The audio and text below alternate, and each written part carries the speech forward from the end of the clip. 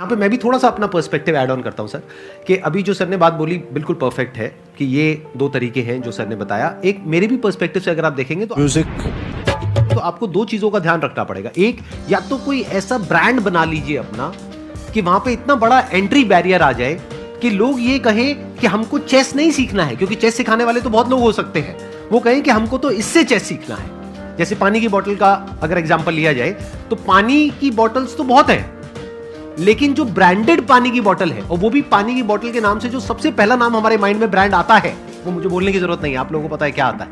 पानी के साथ में सिनोनिमस कौन सा ब्रांड है, तो आदमी कहेगा मेरे को तो ये चाहिए।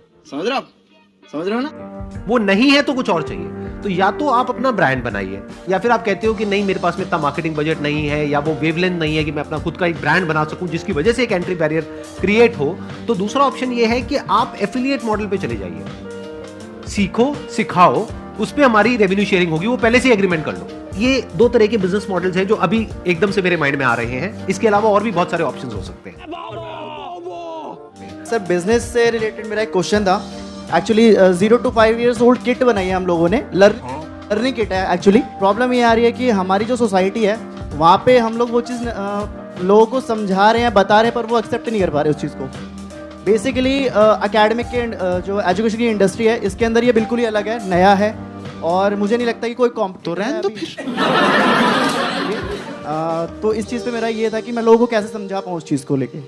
आपके क्वेश्चन में ना फंडामेंटल आपके थॉट प्रोसेस में 3-4 फ्लॉज हैं, वो समझिए ध्यान से जी। पहला चीज आपने बोला प्रोडक्ट नया है, अच्छा है, इसका कोई कंपटीशन नहीं है, ये मेरे लिए कोई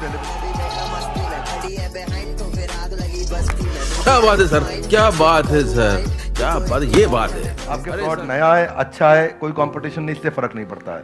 फर्क किससे पड़ता है? आपने बोला मैं पेरेंट को बहुत समझाता हूं लेकिन वो एक्सेप्ट नहीं कर रहे। सेल्स का पहला रूल है कि आपको समझाना नहीं है कुछ भी। सेल्स का पहला रूल है कि कैप्चर द इनकन्वीनियंस। इसको ऐसे समझते हैं, जरा हाथ आगे लाइए, बोलिए कैप्चर द इनकन्वीनियंस। हाँ, थोड़ा ऐसा एक्टिंग करो, इनकन्वीनियंस।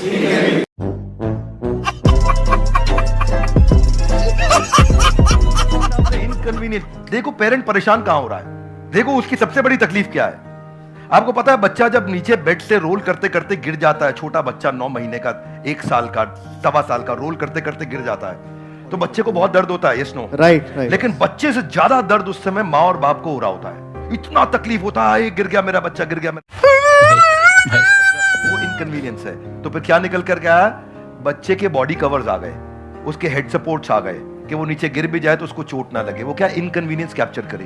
दूसरा चीज, जब आप ये करोगे, उसका नाइस एनालिसिस करोगे, उनका नीड, इंटरेस्ट, कंसर्न, एक्सपेक्टेशन, तो आपको बेचना नहीं पड़ेगा, वो अपने आप लेगा। ये आपके प्रोडक्ट का एमवीपी होता है कि आपको बेचे बिना लोग कस्टमर के लिए प्रीपे करने को तैयार हो जाएं, या एडवांस देने को तैयार हो जाएं, या कैश पेमेंट देने को तैयार हो जाएं, या प्रोडक्ट बनाते वक्त आपको लेटर ऑफ इंटेंट दे दें, या बोले कि मेरा बड़ा स्ट्रॉन्ग इच्छा है कि मैं लूंगा, कम से कम इतना बोल दें। इतनी खुशी मुझे।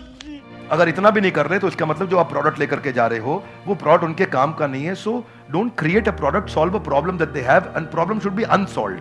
नाउ इसका रूल क्या है, जरा हाथ आगे लाइए, हाथ आगे लाइए, everybody, both the hands out. Tension नहीं लेने का, अपुन है ना। हाथ आगे लाइए। पहला, कस्टमर की बर्निंग प्रॉब्लम। क्या? दूसरा, उसे ऐसे सॉल्व करो कि कस्टमर मेरे बिना अपने आप सॉल्व।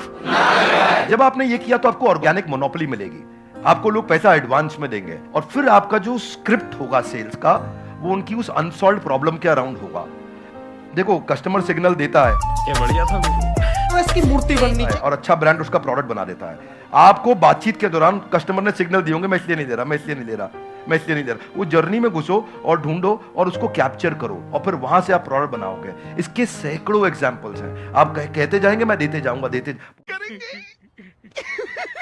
पैसा ही पैसा होगा। अब हमारे लिए क्या, हमारे लिए तो ये रोज का काम है, और अब तक मैं सैकड़ों हजारों बिजनेस देख चुका हूं जिनको मैं लॉस मेकिंग से प्रॉफिट मेकिंग बनाया। पर हम फंडामेंटल पहली चीज यही है कि आप ये देखो कि अनसॉल्व प्रॉब्लम, जो कि प्रॉब्लम नहीं होनी चाहिए, बर्निंग प्रॉब्लम होनी चाहिए, समस्या नहीं होनी चाहिए, ज्वलंत समस्या होनी चाहिए, और वहां से आप इंपैक्ट क्रिएट बहुत चंगा ना मैं क्रिएट कर सकते हो। तो आपने जो प्रोडक्ट तैयार किया है उसमें ये ढूंढिए, और सारी पोजिशनिंग वहीं से होगी आपकी। इसको बोलते हैं reason for customer to switch. क्या बोलते हैं? Reason to customer. अच्छा, कस्टमर क्यों स्विच करके आएगा आपके पास में, उसके पास 5 रीजन क्या है, क्या वो 5 कारण आपके पास आएगा। उनको आइडेंटिफाई करो तो आपका प्रोडक्ट भी वहीं फोकस्ड होगा और आपकी स्टोरी भी वहीं फोकस्ड होगी।